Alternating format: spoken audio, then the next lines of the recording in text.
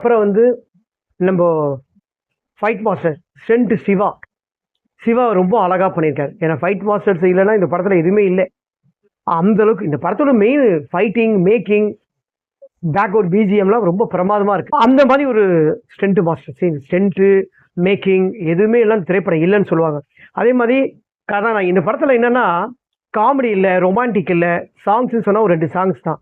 So அதெல்லாம் இல்லாமல் இந்த திரைப்படத்தில் வந்து ஸ்க்ரீனில் வந்து நம்ம பார்க்கும்போது ஆடியன்ஸை உட்கார வச்சிருக்காங்கன்னா அதுவும் ஒரு பெரிய விஷயம். ஏன்னா இந்த திரைப்படம் வந்து ஆல்ரெடி நல்ல பழைய அரைச்ச கதை, பழைய அரைச்ச மாவு.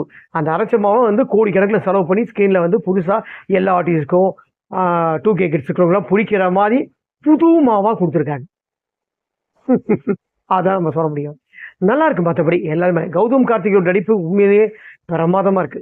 அதே மாதிரி சரத்குமார் மிஸ்டர் எக்ஸ் யாரு, மிஸ்டர் எக்ஸ் யாரு, சரத்குமார் யாரு?